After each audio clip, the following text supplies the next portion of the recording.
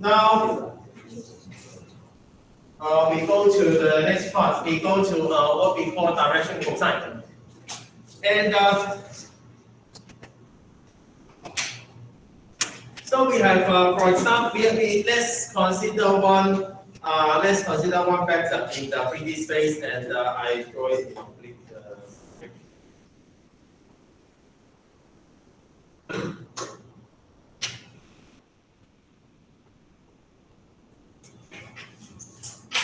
And we have a vector F here.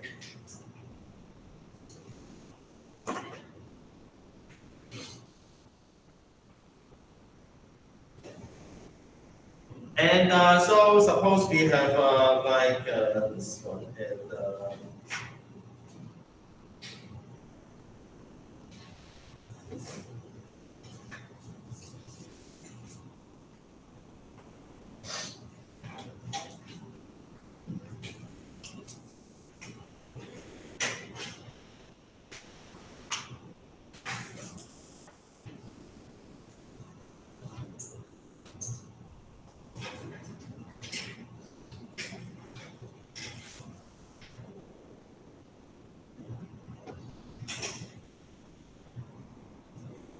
now we have,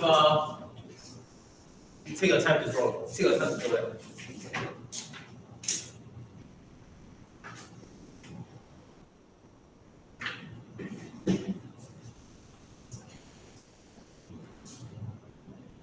Now, if you have finished drawing it, then you may mark that this is 2.20 on page 55 of textbook, and these three are 2.19. Okay.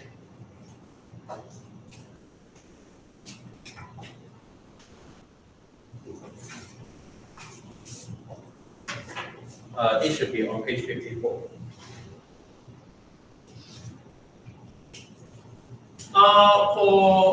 For a force in 3D space, for a force in 3D space that we have of course in the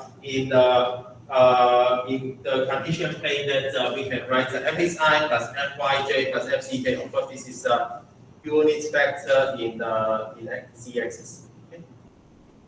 Unit vector in z-axis.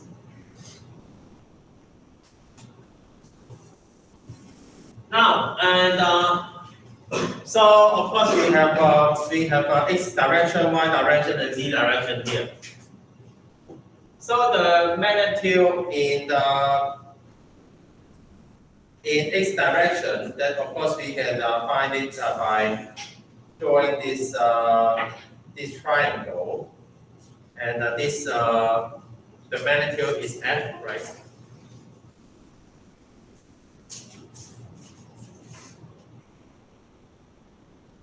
So the magnitude here is f, and of course you know how to find fx here. This is theta x, right? From definition from the same page. So we have theta x here, and fx equal to f cosine theta x, and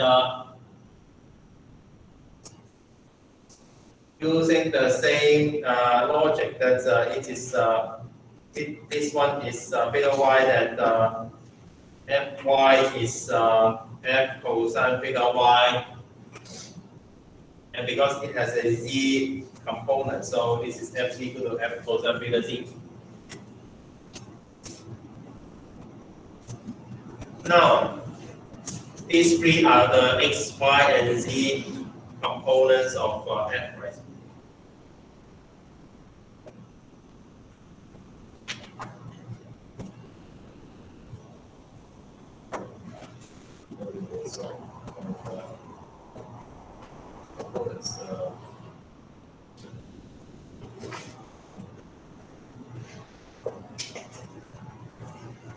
And so we put these three equations back to 220 here. We put this one into here. What do we have? we have here, right? F vector is equal to F cosine beta xi plus F cosine beta yj and F cosine beta zk here. So these three shows the direction of the vector, right? Because F is negative. So these three shows the direction.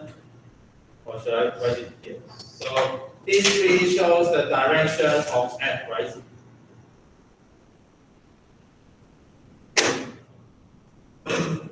Is that okay?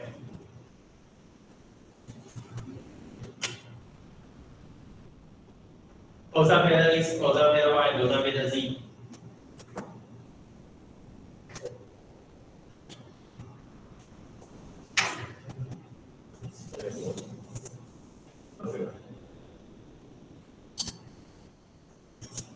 It's okay. So these three shows the direction of F. And collectively, these three are called direction cosines.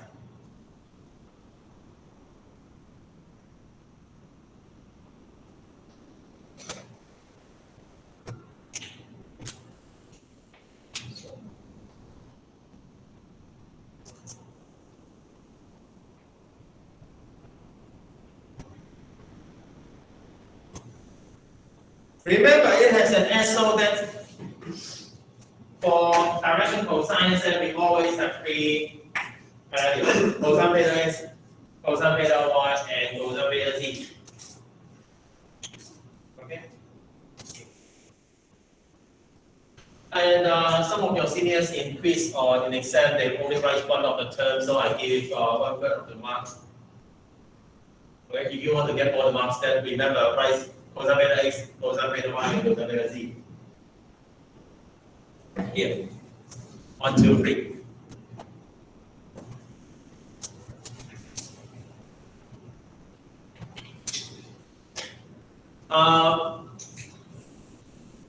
So these three values show the direction of vector f, and because these are cosine values, so for each direction cosine, for example, cosine theta x, what is the range of values?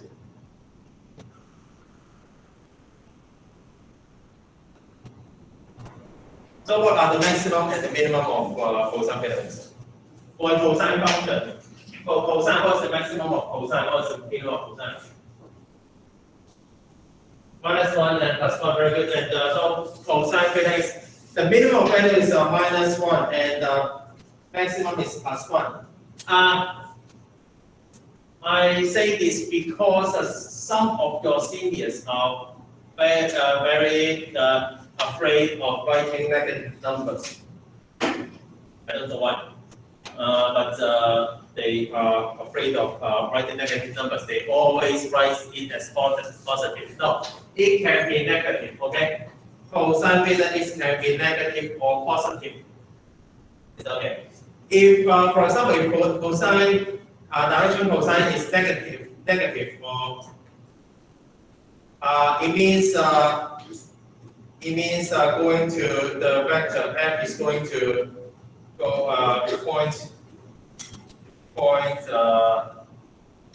points at negative x or y or z direction. Okay.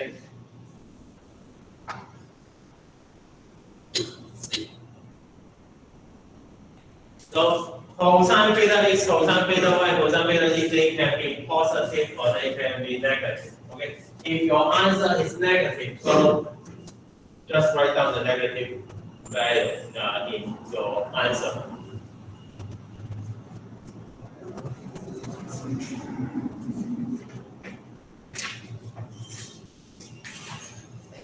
And it's okay.